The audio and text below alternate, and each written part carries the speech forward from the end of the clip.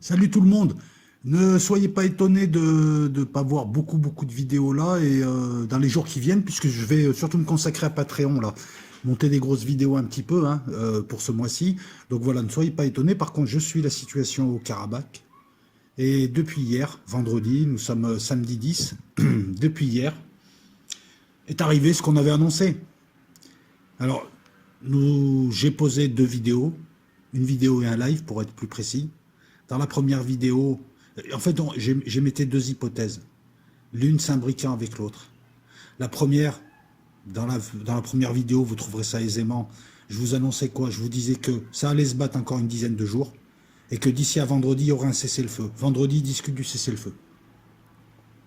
Partant de là, comme j'ai tapé juste, on va poursuivre alors l'hypothèse. Donc qu'est-ce qu'elle disait cette hypothèse? Elle disait que c'était un balai de faux cul, que le Haut-Karabakh faisait chier tout le monde. Je vous le dis vite fait. Hein. Que l'Arménie était coincée même si elle voulait l'aider. Pachinian, le Premier ministre arménien, il est bloqué par la Russie. Et qu'au-dessus de lui, de toute façon, c'est le bal des faux culs. À savoir, la Russie était au courant, il a donné son approbation en fixant des lignes rouges. Les USA étaient au courant. Vous avez remarqué, les USA parlent très peu et ne gênent pas la Russie. C'est qu'ils sont d'accord. Ils ont laissé faire, sachant que chacun, et la Russie et les USA, veut garder la Turquie près de lui. Parce que la Turquie, c'est quand même un avantage non négligeable en troupes, en situation géostratégique, en pipeline, en ce que tu veux, en drone, en base américaine, en base d'écoute, en proxy, en ce que tu veux. Il vaut mieux avoir lui que l'Arménie. Et que la Russie préfère aussi garder la Turquie près d'elle que la Turquie aille aux USA. On peut remarquer que et les Russes et les Américains se livrent au même jeu avec l'Europe occidentale. Hein, à croire que l'Europe occidentale et la Turquie sont deux femmes pour lesquelles se battent un cow-boy et un cosaque. Et chacun voulant que l'autre ne l'ait pas, s'il ne peut pas l'avoir. La Russie jouant aussi son jeu. Donc elle ne peut pas se permettre ni de lâcher la Turquie, ni de lâcher l'Azerbaïdjan, aux dépens de son allié historique et moral, l'Arménie. Gros bal des faux culs aussi, Macron, alors Macron le paltoqué, soit ce type est con, soit il sait ce qu'il fait, il est encore plus cynique qu'on ne le pense, ce ne serait pas étonnant, puisqu'il est à contre-courant de tout le monde. C'est le seul à prendre fait et cause pour l'Arménie et le Haut-Karabakh, mais ça ne mange pas de pain. Et ça aussi, c'est très cynique. C'est facile de soutenir des gens. Alors envoie-leur, tu sais quoi, c'est très facile, Macron. De Villa Coublé, tu fais partir 3 ou 4 Atlas 400, Airbus 4, à 400.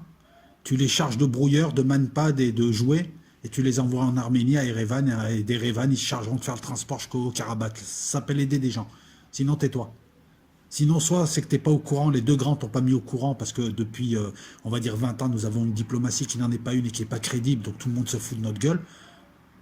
Donc tu t'agites et personne t'écoute. Soit tu le sais, tu es encore plus cynique, parce que tu sais que les deux grands ont décidé de lâcher un peu le Haut-Karabakh, en tout cas autoriser, et l'hypothèse se confirme, autoriser la Turquie, en lui disant vas-y, je te fixe des lignes rouges, mais vas-y, t'as autant de temps à peu près, je vais commencer à gueuler une première fois, une seconde fois, et vendredi on se retrouve tous à Moscou, ou je ne sais où, je ne sais pas où se sont faits ces accords de cessez-le-feu très provisoires, très provisoires les amis.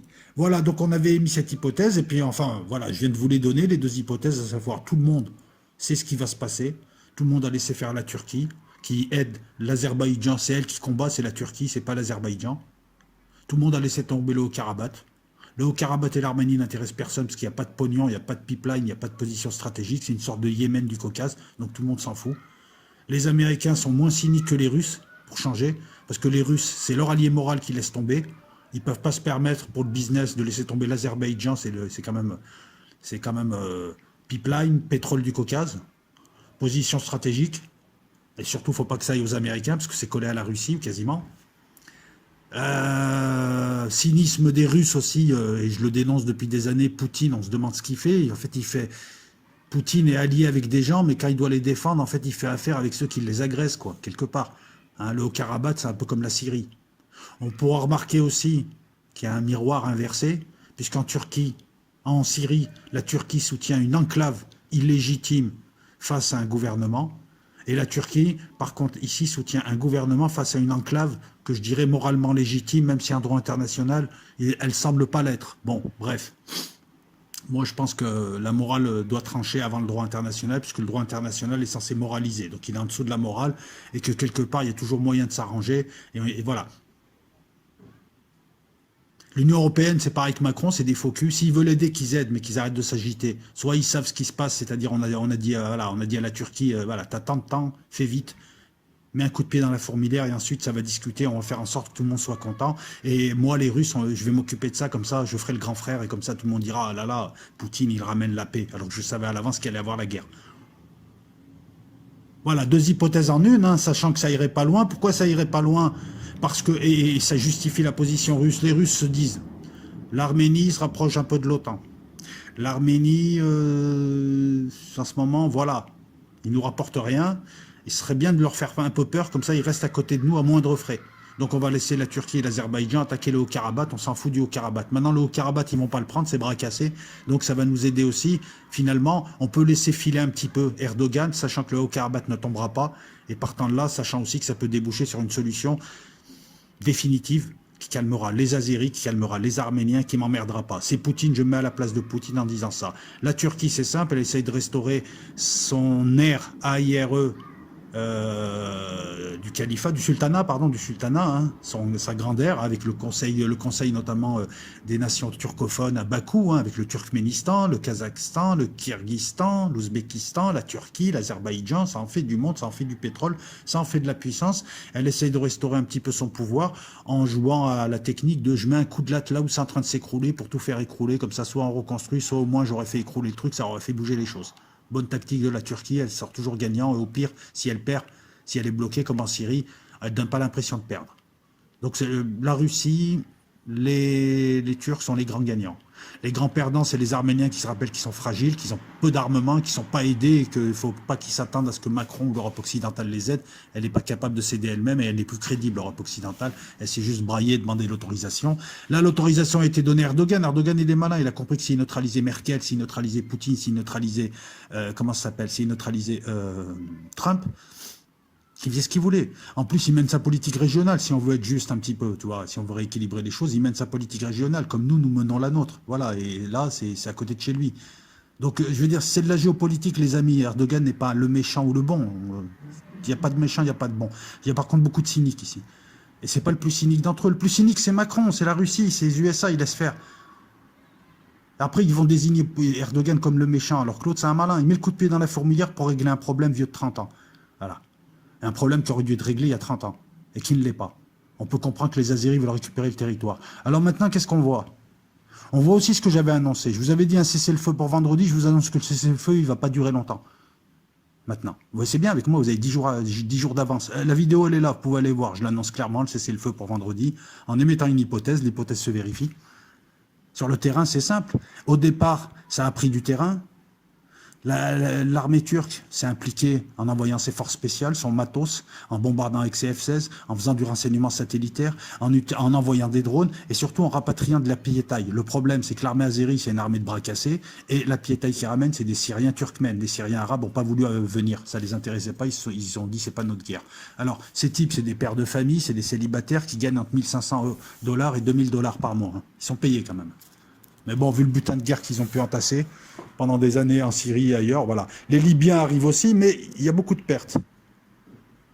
L'armée azérie a pris, mais a pris avec beaucoup de pertes. L'armée azérie a détruit, mais a détruit et a subi beaucoup de pertes. L'armée azérie a la suprématie, non pas la supériorité aérienne, mais elle ne sait pas s'en servir. L'armée azérie, ou plutôt les forces spéciales turques, avec des Azéris, des Syriens, a pris du terrain et là, depuis 2 jours, repère ce terrain et ça bloque. Je vous avais dit que au Karabakh était dur à prendre, encore moins avec les moyens qui sont fournis, parce que même s'il y a une supériorité numérique, aérienne et technologique côté azéri, en face, ils se défendent. Ils ont tout un réseau de protection, de fortifications, de tranchées, de tunnels qui annihilent la supériorité des autres. Ils ont une excellente infanterie qui fait des coups, qui fait des opérations par derrière, qui décime les Azéris, qui ont une très mauvaise infanterie au final. Et dans les combats au près, 20% à peu près des pertes, c'est des combats au près, et 80% c'est du pilonnage d'artillerie. Dans les combats au près, les Arméniens voilà, tiennent le terrain, ils se sont repliés stratégiquement, ils ont perdu des positions, mais ils tiennent le frontier en fait, ils ne traquent pas. Il y a 3 jours, il y avait des intempéries, il y a le début de l'hiver, hein. L'hiver là-bas il démarre en juillet, hein. Limite, hein. Le 2 juillet il démarre l'hiver, j'exagère. Il y a l'hiver qui arrive et l'hiver va annihiler toute offensive et toute supériorité aérienne, toute supériorité tout court. L'hiver va favoriser ceux qui sont en place, en montagne. Et ça, c'est important à comprendre. Donc là, à l'heure où je te parle, le cessez-le-feu est fragile parce que pour que la Turquie réussisse son plan, pour que les Azéris réussissent à bien négocier, il faut que les gens du Haut-Karabakh aient le couteau sous la gorge. Et pour ça, il faut qu'ils aient des défaites, des grosses défaites. Il faut que les autres aient pris suffisamment de terrain en superficie ou suffisamment de points de ville pour leur mettre le couteau sous la gorge. La Russie est en train de chauffer l'Arménie pour que l'Arménie, qui représente le Haut-Karabakh, baisse un petit peu ses prétentions. Mais les gens du Haut-Karabakh, ils ont juste là, ils ont tout l'hiver déjà au chaud. D'un côté, on est en train de se livrer à une offensive. Une offensive, ça veut dire mobilité, ça veut dire puissance, déplacer rapidement, grande mobilité, ça veut dire donc ça veut dire des chars, des avions, ça veut dire une logistique, ça veut dire des routes, du flux tendu, du déplacement. Quand tu as l'hiver, quand tu es en montagne, quand tu as l'hiver, la neige, l'embourbement, la tempête, tu ne peux pas faire voler tes avions, tu ne peux pas faire voler tes hélicos, tu ne peux pas faire voler tes drones, tes radars au sol, laisse tomber, ils ne marchent pas. Voilà, ça va favoriser le type fortifié qui t'attend. Ça va favoriser une guerre de partisans.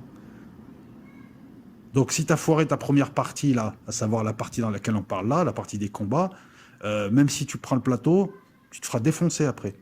Voilà pourquoi cette offensive, elle a déjà foiré, l'offensive. Elle a déjà foiré. Ils vont grignoter des champs et des villages et des vergers, comme en Syrie.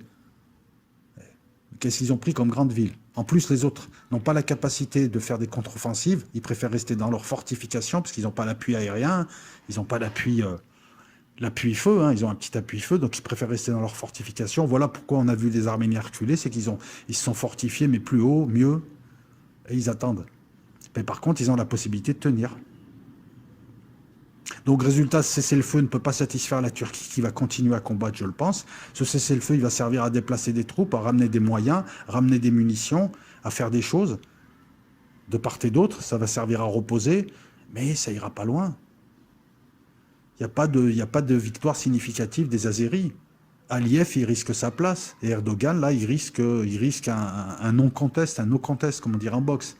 Pas perdre, parce que de toute façon, il est suffisamment malin, là, pour dire déjà qu'il a bien aidé. Il dirige, mais en même temps, c'est les Azéris qui sont responsables. Lui, il est coupable, mais pas responsable. Et c'est là où je ne comprends pas la carte que je vais te mettre. Je vais te mettre une seule illustration, pour que ça sorte tout à l'heure, là. Je vais te mettre la carte. Moi, je ne comprends pas. Alors, le gars qui gère les troupes, le chef d'état-major, je ne sais pas comment il s'appelle, kebab, sauce blanche ou un truc comme ça. Non, mais je vais te dire pourquoi je l'appelle comme ça. Le type, il a encerclé le Haut-Karabakh. Il tente un encerclement jusqu'aux frontières arméniennes et iraniennes. Il te fait une guerre à la Gamelin. Il te fait, tu sais, genre bataille de la Somme, 1917, 1916, la bataille de la Somme, et 1914, tranchées, fortifications. Vu ce que je viens de t'énumérer comme conditions, à savoir les Turcs ont obtenu un délai court pour avoir des victoires significatives, pour bousculer les gens du Haut-Karabakh, pour faire en sorte que ça négocie, que ce problème soit résorbé, et à partir de là, donc les Russes laissent faire et ensuite organisent le cessez-le-feu et le truc bidon. Mais pour ça, il faut avoir des victoires. Et pour ça, il faut engager de vraies offensives éclairs, de genre blitzkrieg. En plus, tu as les moyens. Alors pourquoi tu t'engages dans une guerre de position à encercler des dizaines, des centaines de kilomètres de terrain qui servent à rien? À quoi ça te sert d'encercler le Haut-Karabakh plus toutes les poches autour jusqu'à la frontière arménienne? Puisque ça sert à quoi techniquement parlant? Tu ne coupes pas le Haut-Karabakh qui est toujours approvisionné, il y a toujours un corridor avec l'Arménie, voire avec l'Iran, et tu dilues tes troupes. Alors que la logique voudrait, dans ce cas de figure bien précis, de mettre les gros des troupes, le gros, j'ai pas dit tout, sur le front est, là, collé au Haut-Karabakh, hein, collé à la chaîne de montagne, et d'engager 3 offensives flèches, une au sud, une au nord, une au milieu, et tu vises Martoni, Stepanakert, c'est à 20 km, espèce de crétin. Tu prends Martoni, Stepanakert, tu les as tes victoires significatives. Et pendant ce temps, toutes les troupes arméniennes, tu les as diluées un peu partout, tout autour du Haut-Karabakh. C'est pour ça qu'il faut continuer à faire la pression, mais que sur le Haut-Karabakh et que sur le front Est. Tu te sers, pour faire la rupture sur le front, tu te sers des avions, tu y vas un bon coup. En une journée, c'est réglé. Tu y vas un bon coup avec les F-16 cette fois. Tu fais pas genre discret, tu y vas un bon coup avec les F-16. Attaque au sol, pilonnage, Et ensuite, tu envoies les meilleures troupes. Au lieu d'envoyer la piétaille azérie, tous les bras cassés, tous les danseurs de zouk azéri, tous les danseurs de zouk, comment ils s'appellent, syriens, tu les envoies, non, envoyez là. Tu crées la rupture. Regardez bien la carte. Moi, je comprends pas la technique. Au vu des conditions de jeu, au vu des moyens employés, je comprends pas la technique d'un front sur 500 ou 600 ou 700 kilomètres, à croire qu'ils veulent une guerre longue et qu'ils veulent tout prendre et qu'attaquer l'Arménie derrière, ce qui n'est pas le cas, parce que c'est interdit. Les pertes, elles sont nombreuses des deux côtés. Mais ce n'est pas les pertes qu'on t'indique. Hein. Quand les Arméniens te disent qu'ils ont tué 4000 hommes, ouais, divise par 10 ou par 5. Moi, je pense qu'on est plus près du 1000 hommes perdus côté azéri. Mais c'est des grosses pertes. Hein. Quelques jours de combat, c'est des grosses pertes. Après, le matériel, c'est pareil. Hein. Il faut savoir que les Azéris ont une infanterie de mer, donc ils pilonnent pas mal. Ils utilisent les systèmes TOS, du thermobarique, TOS 1, un lance-roquettes multiple. Ils utilisent des avions, ils utilisent des vieux Antonov 8. Quand les Arméniens te disent on a buté 17 avions, en fait, c'est des vieux Antonov 8 de 1948. C'est des biplans en bois qui sont dronisés, qui sont utilisés pour débusquer les batteries d'artillerie arméniennes qui sont cachées et les fortifications. Comme ça, ensuite, d'autres drones peuvent les attaquer. Voilà, on en est là, c'est tout. Alors qu'il faut provoquer une guerre de rupture, on est en train de s'enliser dans une guerre de position qui forcément va arranger les Arméniens et qui forcément va leur permettre de passer l'hiver au chaud. Et partant de là, ensuite, ça va être une autre chanson. La Russie, elle a donné son accord, mais pour pas longtemps. Les USA, pour pas longtemps. Mais l'Union européenne qui ne suit pas, qui est toujours à la ramasse, elle va s'organiser, elle va commencer à. Et tu vois, je vais finir là-dessus, parce qu'il n'y a pas besoin de broder. De toute façon, je pense que je le ferai sur Patreon. Je ferai un récapitulatif de cette guerre avec le matériel, etc., etc., mais sur Patreon plutôt. Là, l'objectif, c'est une revue de presse. C'est simple, qu'est-ce qu'on peut retenir de tout ça? Si, maintenant, je vais faire les conclusions. Je vais dire où l'analyse est bonne, où l'analyse n'est pas bonne, parce que qu'est-ce qu'on peut en retenir? Qu'est-ce qu'on peut retenir de tout ça? Le cynisme des grandes puissances? À chaque fois qu'elle joue sur le petit échiquier, elle gagne sur les deux autres? Ouais, ok. Mais il faut retenir juste un truc, les amis. Une grande technique. Les gars, ils commettent leur forfait en vitesse et ils jouent avec le temps. Voilà. Là, par exemple, on lui a donné 15 jours, un mois, pas plus, à tout casser, à Erdogan. Après, ils savent que le monde s'organise et qu'ils ne peuvent plus commettre leur forfait. Donc, ils font ça vite et ils passent à un forfait suivant. Et c'est pareil, c'est comme ça, c'est une des techniques de l'Empire. Là, en l'occurrence, on n'a pas l'Empire. On a des factions de l'Empire qui s'entendent. Les USA et la Russie s'entendent entre eux, là. On a des factions de l'Empire qui s'entendent entre elles, puisque ça les arrange toutes. Et elles font ça sur le temps. Vas-y, casse tout, mais fais vite. Comme ça, soit tu avales le Haut-Karabakh, c'est fait, c'est un fait accompli, soit tu as pris assez de terrain pour qu'on puisse négocier et le faire disparaître, soit tu as raté ton coup, mais on aura essayé. Mais fais vite, parce qu'après, ils vont se réveiller, les nigauds. Et parmi les nigauds, j'ai envie de placer l'Union européenne. Et Macron. Si Macron, tu veux aider les Arméniens, c'est le moment de leur envoyer du matos. Parce que c'est ce qu'ils veulent. Ils ne veulent pas de tes appuis, de tes manifs, tout ça. Voilà, les gens qui font des manifs, des trucs, des machins, ça ne sert à rien. L'hypocrisie de tous les gouvernements. Moi, je suis persuadé que Macron connaît le jeu, là, le connaît, le sait. Il veut juste se donner le beau rôle. Donc, il est peut-être même plus cynique. Encore Merkel, l'Union européenne, Macron, c'est encore plus cynique peut-être que les Russes, qui sont des grands cyniques. Bien plus que les Américains, là, puisqu'au final, les Américains, c'est... démerdez-vous les gars, je vous donne 15 jours et après je m'en mêle. Pour l'instant, j'ai les élections. Voilà, je pense que jusqu'au 3 novembre, les USA vont pas trop s'en mêler. Ensuite, ils oseront le temps. Si Biden est élu, je pense, si Trump est élu, il osera le temps, mais tranquille. Voilà, qu'est-ce que je pourrais te dire de plus? On va suivre ce conflit, mais voilà, donc les victimes du petit jeu. Parce qu'en fait, les victimes, c'est les victimes civiles et les blaireaux de part et d'autre qui soutiennent comme des partisans un truc alors que tout le monde s'est entendu au-dessus, quoi. Parce que même l'Arménie, c'est parfaitement ce qui se passe. On lui a dit, le Haut-Karabakh fait chier tout le monde, laisse-nous faire. Même toi, ça t'emmerde, laisse-nous faire et tu auras des contreparties. Ben oui, et oui, Pachinian. Je crois que les Russes l'ont calmé comment? En le regardant méchamment? Non, ça suffit pas. Ils ont dû lui expliquer, ils ont dû lui promettre des choses aussi. T'es pas là pour voir. C'est un gros jeu de dupes. Hein. Les victimes, il y en a des deux côtés. Là, je parle de victimes du Haut-Karabakh, victimes du petit jeu de ces fourbes qui se font appeler la communauté internationale. Et en fait, voilà, encore une fois, voilà, qui dirige des bandits. Nous avons affaire à des capots menés par la Russie cette fois, puisque c'est dans sa zone.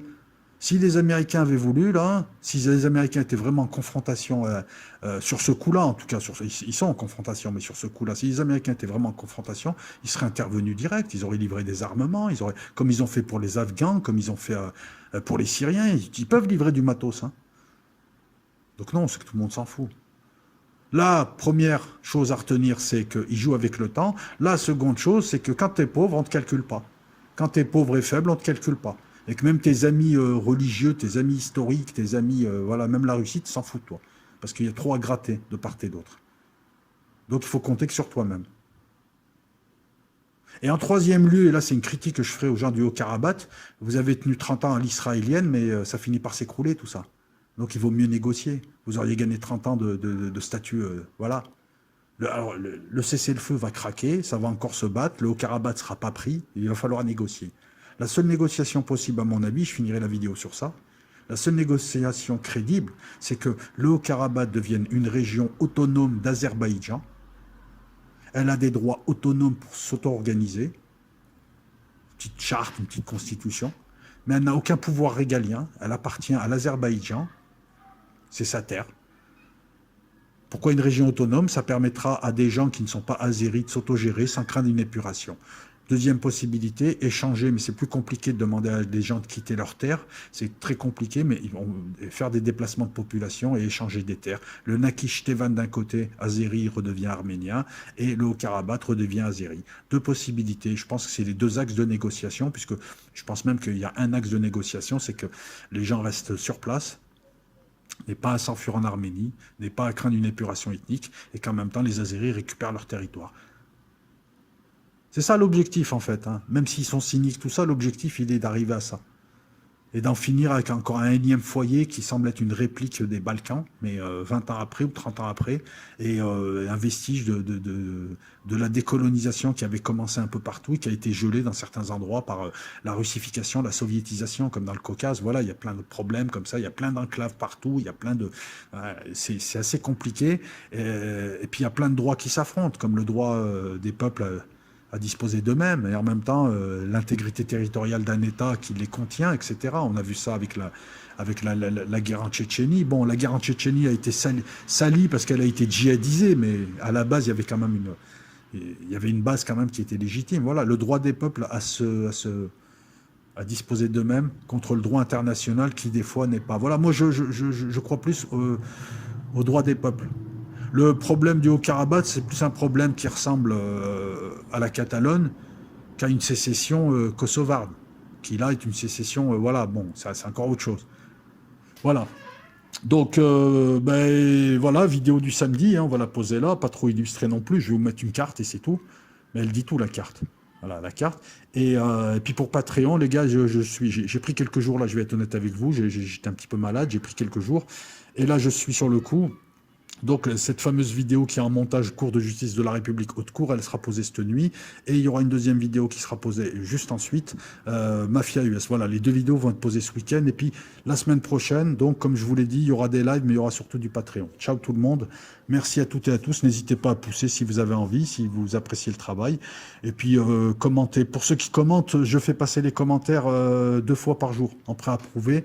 Donc si des fois tu vois pas ton commentaire, ne t'inquiète pas. Ciao.